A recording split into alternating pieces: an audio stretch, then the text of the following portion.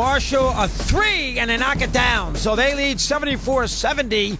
3:05 to go in this game. What a job by the Thundering Herd. Bob will have fun with that a little later on as we keep an eye on it as the games move along. As soon as they get a timeout in, we will go to the play-by-play. That game is in Marshall. Eddie, you didn't give me the broadcasters. If you can find them for me, we'll get that organized. It's 2:47 left. Good performance so far by Marshall. And this is a sequence here where Wichita State needs a basket, and they just get one at 74-72. Let's go to this play-by-play of this game. They got it set. It's Marshall ball. Here we go. West holding, 10 to shoot. Looks to Penova between the rings. Puts it on the deck. Gets a screen from Elmore. Euro step to the rim, and he lays it home. Playing with 4 fouls. He's strong to the rack, and it's 76-72. Now a steal in midcourt. Physical knock off the ball. Burks on the rim. Two-hand jam. Marshall up 6. 78-72. Timeout. Oh, baby, Marshall, the Thundering Herd off the steal. Bob, take a peek. Yeah, it could have been a foul. He bumped the Wichita State player, and the two-handed dunked the other way. So look at Marshall, 1:57 left. The Thundering Herd. Now look at that bench, Bobby, baby. Oh, you gotta love it. You got to like that. You got to love it. That's unbelievable. And they are doing this coming in against a Wichita State team who is a team that is very, very experienced team, a team that is very used to winning in the NCAA tournament. And right now, Marshall is just very, very impressive. And look at Georgia State. We'll get to the conclusion of that a little later on. They are leading Cincinnati halfway through second half at 45-44. So a little drama in the, the end of the first half of the first section on a Friday afternoon. It's inspiration, isn't it? This is what makes the NCAA tournament so great. I think people love the upsets in the first round. I don't think they like upsets so much down the. Oh, I agree. They want to see the Blue Buds down the road. They definitely do. They love Buffalo, but they wanted Kentucky, Arizona. That's what it comes down to. Right. In the moment, they root for the upset, but then the next game comes and it says, geez, I got Georgia State now. What happened to Cincinnati? Well, you wanted them to lose, for crying out loud. I got you the loss, and here's Georgia State. We have to go back to the play-by-play here. This is going to be when we get to the Georgia State. Where is that game? That is in where is that San Diego State? Where is the Wichita? That's in San Diego. First game there. So you're going to hear John Sadek and Mike Montgomery, the ex-coach of of Stanford and Cal, when we get to that game. All right, they're down 6. Wichita State getting back in the game. How are they going to get some? They need a basket here.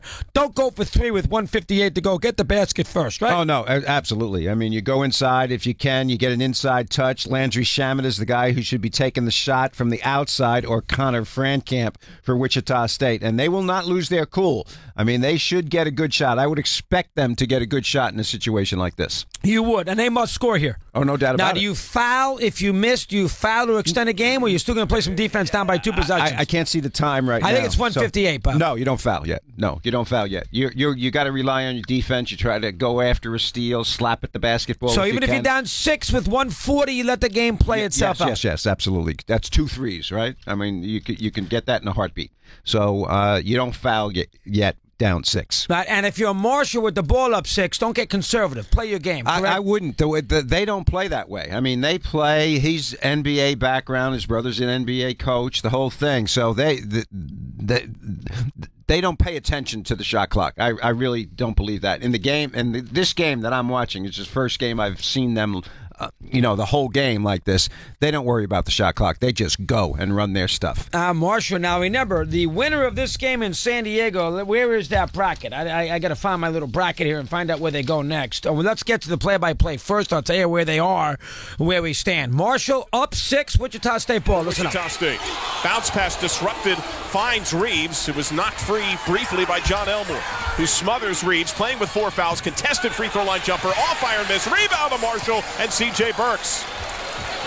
And the math heavily in Marshall's favor with the ball and a 6-point lead, 90 seconds to go. They need to run some time right now, even though that's not their MO. They need to run some time, get this thing under a minute, really put Wichita State in jeopardy here. John Elmore inside of midcourt with 10 to shoot. Looks sideline. Dan D'Antoni, Marshall alumnus, arms crossed, barks it out, 5 to shoot. Lob left, West, 3 to shoot. Drives inside, loops it up with the right hand, a miss, tapped out by Penova, he hit iron, and they maintain. Marshall ball, Wichita State not fouling. Why not? Well, they're in shock right now. They've got to get up and foul. They've got to force it out of their hands. Unless they've got somebody in a scouting report that says who to foul.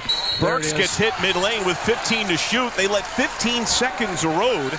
And now Burks, who's made 33 straight free throws entering this game, an 89% shooter, the guy you don't want to foul, is going to go to the line for a one-and-one. Well, if you had somebody picked out, that certainly wasn't the guy that you did pick out. But again, the unorthodox nature of the way that Marshall plays, where everybody is on the court at any given time, these big guys from Wichita State are having a hard time figuring out where to be. 53.1 seconds, up 6, 1-and-1 for C.J. Burks. Spins the ball, eyes the rim, line right, free throw on the way. His first miss in 34 attempts. Rebound to Shamet and the Shockers. Shamet into the front court left, finds Frankamp. Left side three on the way, good! Frankamp's career day continues. Greg Marshall calls timeout. 3-point game, 78-75. The Marshall lead, 44.1 seconds. Well, what a turnaround right there. What do you do here now? Misses the free throw. 40-something seconds to go. You could play it out defensively and give yourself that 11 or 12-second differential or foul absolutely. Again. I don't think they're in a double bonus. I think it's the 1-on-1, Bobby. So what do you want to do here? You still don't foul. I mean, they just did a terrific job defensively, and they made an error, and that's how Marshall got the offensive rebound. They got offensive rebound. Right. And so they end up lucking out on a miss by a kid who has made 33 straight, which is a good sign. And, of course, then they get the 3 at the other end. So they're right in it. So you, in that scenario, play it straight up. We'll get back to the play-by-play. I'm looking to see the winner of this game will play the winner of West Virginia and Murray State, and that is weird. He was on the bench watching the game with his team about to take the court. Huggins, and his team's playing second. You usually don't see that coach watch the first game that late in the process. Yeah, well, what happens is he's in the locker room, and then he comes outside of the locker room to see what's happening in the game, and then he's got 30 minutes, so he's already given his speech to his team. So he goes back in and just gives them a little 1 or 2 minute thing after the game is over. There's 30 minutes from the time that one game ends and the other game begins. So his team has already heard Bob Huggins. Here we go. Marshall ball, Bob, up 3, 45 seconds. Let's listen. Marshall Reeves with 4 for Wichita State. I'm looking at Burks in his face, his body language. He was shocked to miss that foul shot, and he's really disappointed in himself. He's got to pull himself up because he's going to get another chance. Full court pressure. Kelly fronts. West inbounds to Burks, who gets double teamed. Bad pass deflected, finds John Elmore. Other end of Penova. Extra pass. Two-handed jam denied. The dunk turned aside for Williams, and the whistle ball out of bounds. Officials will check this. Officials will check this possession right here. They have given the ball to Marshall, and they will check to see what the call is right here. I'm not so sure they shouldn't have run that thing out. I don't know. They did get an awful good look. It looked like Zach Brown for Wichita State swipes at the ball. As it comes down off the iron, it goes into the hands of the shooter, Jansen Williams of Marshall, and it looks like Zach Brown knocks it free out of his hands, out of bounds. I think they got it right, and it should be Marshall ball with 35.8 seconds. Yeah, well, and they've got a new 30-second clock anyway, so if it does go back to Marshall, you really haven't changed the situation all that much. You had to wonder a little bit there about the Marshall selection. Even though they had a 3-on-1, they did not get a clear-cut layup, so it's going to be interesting to see what Marshall does. It will be their ball if the call stands on the end line, and they should try to run clock and force Wichita State to foul him, and I would suggest that Elmore or Burks have the ball in their hands. What they're taking a close eye on here is Zach Brown knocks the ball free of Jansen Williams. Does Jansen Williams, trying to grasp at the disrupted ball, graze it again before it goes out of bounds? The end line angle that we've seen, I don't know that we can definitively tell from the angles we've seen. Well, I would agree that he knocked it out of his hands, and it wasn't so much that he tried to repossess it as much as it just glazed his fingers on the way through, on the way out.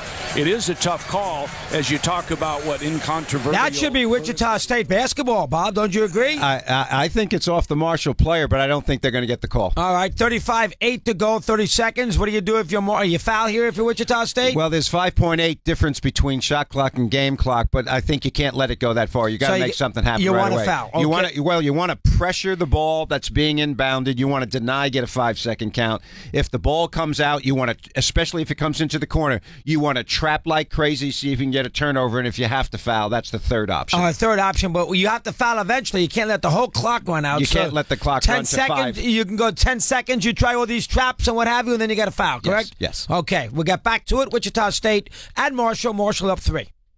Rebounder Jansen Williams make additional contact with that left hand before it goes out of bounds. Well, the impetus for it to go out of bounds was definitely the Wichita State player in the direction that it went.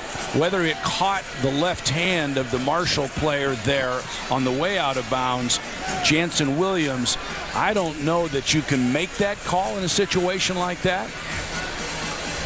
Bob, what do you want to do here? Tough call. I disagree with what Mike Montgomery just said. We're watching the video replay here, and the Wichita State player is trying to tip the ball back into the court. So his momentum is carrying the ball back into the court. The Marshall player, his hands are going toward the end line out of bounds play. So usually the call is going to go in Marshall's favor here because the guy, the Wichita State type player, is tipping the ball forward toward the out of bounds. But listen, he did not do that. I think it's Wichita State basketball. I think it is too, but I don't know if they're going to reverse it, but that's what I think. Let's go back. Ever NCAA tournament win in program lore. On top of the 4-seed Wichita State, the Shockers with their second highest seed in program history after making the switch to the American Athletic Conference. It's going to be Marshall ball. They took a look, and they'll say Thundering Herd ball. So what do you do here? Well, you got 2 timeouts. You've got to don't be afraid to throw it deep, although you've got to meet your pass. Be careful with it. Understand that you do have 2 timeouts, if I'm not mistaken. And so in that case, be careful. You have to have an internal clock. If you're West taken out of bounds, you got to count with the official so you don't get a 5 count. Make sure you meet the pass and be decisive. If nothing else, get to the line because you force Wichita State to make contact with you. That's 2 timeouts for Marshall, none for Wichita State. Now there's discrepancy about who's on the floor because they had Darrell Willis try to sub in. I think that was with Wichita State anticipating it would have the ball. Now they want Zach Brown in the game, and the scorer was not going to allow him entrance onto the floor. But our officials intercede and say Zach Brown can come in. Yep. Okay, so we've got all this straight now. I would throw it to Elmore right here. He's standing by himself. Whoops, there we go. So West, far end line, backcourt left, will trigger. Full 30, 36.2 seconds, up 3. Looking, fronted by the length of Morris, calls timeout. He heard you, Coach. Well, you know, interestingly enough, that is the same out-of-bounds play they ran last time where Elmore shot that really, really hard fall away. So they need to change their out-of-bounds play here. This is just to get it in bounds. Last time there was 4 seconds, and as you recall, Elmore shot an impossible shot. They don't need that right now. They just need to get it in bounds. I'd move people away from the basket. It's too crowded right there. You don't need all 10 players in the paint. Let somebody have a chance. All right, Mike Montgomery babbling away. He got it right with the reversal, the non-reversal. I thought they made a mistake. Anyway, 1 timeout left. 20. You want to play defense here, Bob, for about 10 seconds, and then you're going to foul. Is that what you're going to do? Well, remember what we talked, the 3 options. They did a great job on the first option. They forced them to take a timeout. But they didn't get the 5 seconds, though, which is what they didn't get the 5 seconds, but there was no inbound play, okay? So now they have to do the same type thing. When the ball comes in bounds, you're going for the steal if you can get it, okay? And then you foul as soon as you can after a trap. Okay, I think they will get a trap, and so these are the special situations we were talking about yesterday on the show. We come back to it. I think that's okay. Now they're going to look at the clock because I don't believe it started and enough time ran off the clock. But see, that was a good adjustment by Coach Dan Antoni because he saw what happened and they slipped the screen. And he was just careful to make sure he wasn't trying to show anybody up. He was trying to keep from getting injured. Well, they got a dunk on that play. We'll see what happens here. I don't know what they're looking for. Is this a offensive pass? No, they're just looking at the clock. They ran a great inbounds play and got the dunk, and now they're up 5. Right. And they're just They're working on the clock to make sure the correct amount of time is left. Yeah, 33.9 it looks to be. We'll see. They added time. It went from 33.9 to 35.2. Well, how can you do that? The ball came inbounds and was touched. Some time has to go off the clock. That's impossible. All right, so so 36 and change were informed, so they took very little time off for that dunk. And of course, the clock does stop as soon as the ball goes through the rim. And it's inconsequential in that Wichita State is going to get a good shot, depends how quick and what it is. And Marshall's going to still have to have a possession. It's Marshall up 5, 80-75, 35.2 seconds. Trigger to come from Austin Reeves. So I think Coach D'Antoni's asking for them to look to make sure. The one thing you do know is do not foul the shooter. Make him shoot as tough a shot as you can. You're going to have the lead regardless. You still have a timeout left, and it's going to be under 30, so you're just going to have to run the clock out, and they're going to have to foul you again. It seems like there's issue again with getting Willis subbed into the game. Come on, guys, let's go. Move the game along a little bit. Jeez, these officials. What is this, Munich? Let's move it along. Come on. For crying out loud, these games take forever. Bob, am I right or wrong? Play the game. Right. There should be a time limit on how they can look at the clock. 20 minutes to play a second. Oh, my goodness. We got Justin Shackles sitting here. Let's get to his sports bite. He's got it here. He can keep us up to date with what's going on with this Butler game. Yeah, the Butler game. Well, the Butler's winning. I'm happy there in this Marshall game here on Mad Dog Sports Radio.